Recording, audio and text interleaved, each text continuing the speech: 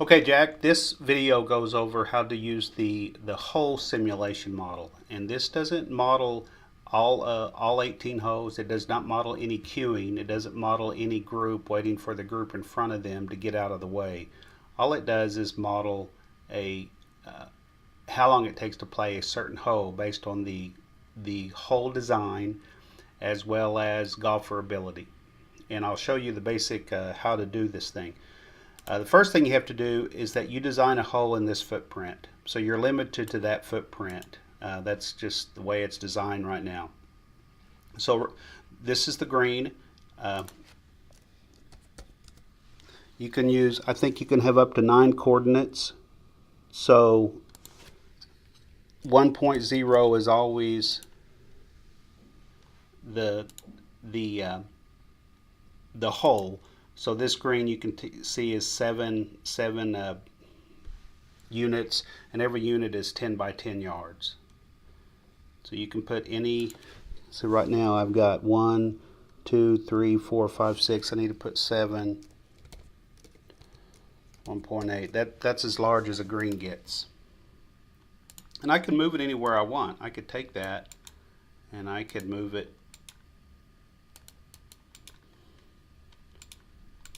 here, or I copied it, and then I could take this, and just like that I've lengthened the hole. So the light green is rough, and you just type in whatever number that it's under. So light green is rough, so you type a 5. So if I wanted to add rough anywhere I could. And then this darker green is the fairway. That's a 4. So if I wanted to lengthen the fairway, I could certainly do that. I could have the fairway extend past the green if that's how you want to do this. The gray line in the middle is the target. It's the target. So that's where the golfer is going to try to hit the ball if it can't reach the green. So the general rule is any time that a golfer is deciding where he's going to hit, it always starts with the green, actually the flagstick, and then if he can't reach that based on his ability, which is the lie, then it loops back and it finds a gray line. And if it can't find a gray line, it finds a fairway line. So you can see on this hole, it's about a 480 yard, 490 yard hole. This is the target line, but you can see I've already got it set up that I'm not trying to hit it too close to the water. So if it can't, that's going to be where it's going to hit the first shot. If it's long enough and it can move a ball out there 330 yards, then that's where it'll hit to. And that's how that works. And again, you can put this, you decide where the target is. So probably something more like that. So you design how you want. You can add trees, you can add bunkers. If I wanted to put a bunker right there. Whoop, a bunker is 6. I got a bunker there. I don't really know why. I can get rid of it. Again, that's water. So that's a number 8. I can add water along that. That's making this hole pretty challenging, but I can do this. This is trees. The tee box always has to be at that coordinate, so don't ever change that. And then you can design any hole you want. So that's the first thing you do, is that you use these numbers to decide what you want the course to, the hole to look like. Then you go to this one, the input parameters, and then these tell you what the effect of those different coordinates are on distance, distance accuracy. I would say angle accuracy, but think of left and right, and then also on time, and then if there's a chance of a lost ball. So you can see if you're on the green or fairway, you're at 100%. As soon as you get into the green or on the tee, it's 100%. As soon as you get in the fairway, you're 90%. So whatever your maximum is, you can hit 10% of that if you're in the fairway, just because the lie, you don't have a ball on a tee. You can change this. So now I've got pretty thick rough, so I cut my distance down to about half. Same thing with bunkers. Trees, the same thing. Now trees can be all or nothing, but that's what I have. And then water, you can't hit out of water. And there's already logic in there on what happens if a ball goes in the water. You can also impact distance. So you can impact this again. This is an accuracy. So when you make this number bigger, you're actually increasing the standard deviation, the amount of variability.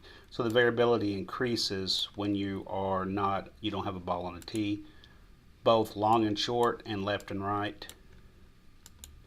And then how long it takes to play. When you're in the rough, it takes a little bit longer. You're deciding what clubs.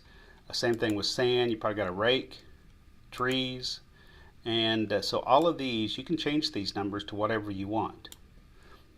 You can also change how fast people move through the course. Basically, if you're walking, it's 3 miles an hour. If you're in a cart, it's 10 miles. But you can change these numbers just by changing these, and also the amount of variability per person.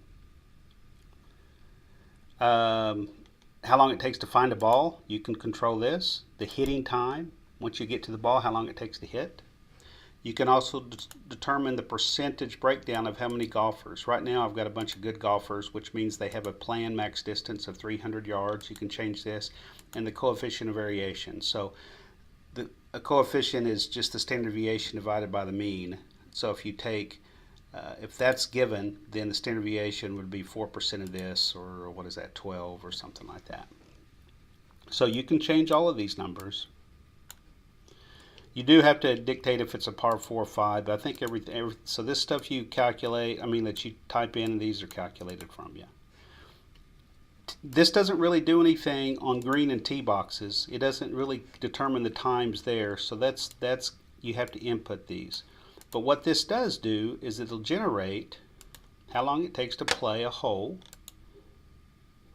and the standard deviation. So it plays this hole over and over and over and over. It'll give you some performance metrics, as well as, and again, we've made these design changes, but we haven't rerun it. And so this is all results, and it'll give you distribution if you're interested. Okay, so I've made my changes to this hole. Now I'm going to cross my fingers and hit the simulate button.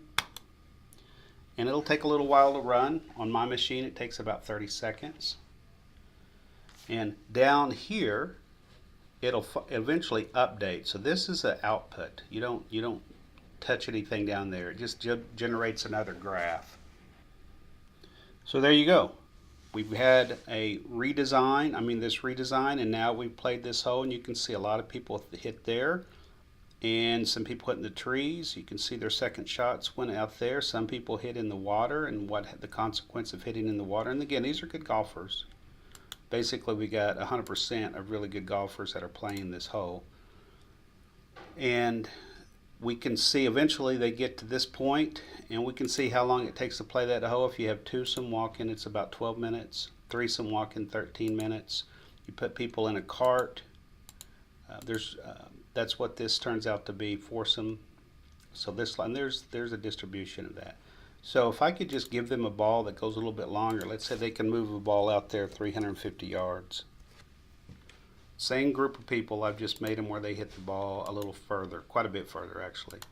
And let's see what it does to the time it takes to play. That's about 12 minutes to play if you're playing in twosomes.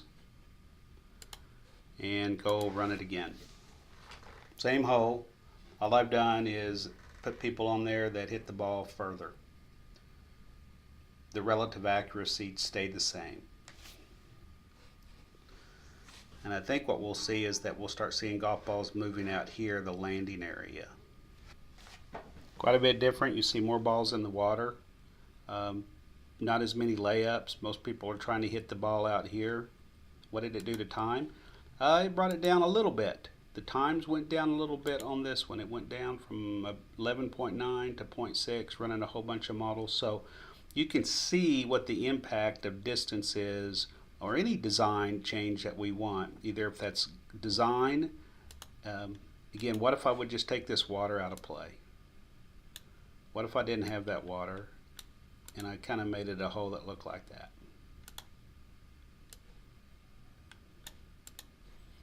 Fairly straightforward. Run it again. So now there's no balls hitting the water. We still have some hitting the trees, but we've done this and the time didn't change. The time didn't change very much at all, so that surprises me. But that's what this whole that didn't really impact. So water is probably not a big deal, and that's really what we're doing is that we see how long it takes to play as a function of different things and really what it does to that. So we can statistically see the impact. And the so this model's never been validated.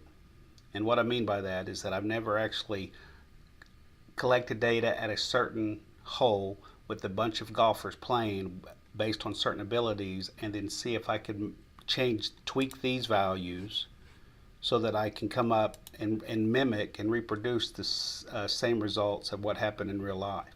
And once we have a validated model, then then we could use it for all kinds of things. Now, having said that, I have used it a little bit, but more primarily professional golf stuff, not for the recreational golfer. So I'll send it to you, play with it a little bit, and then we can talk about maybe some potential research. Thanks.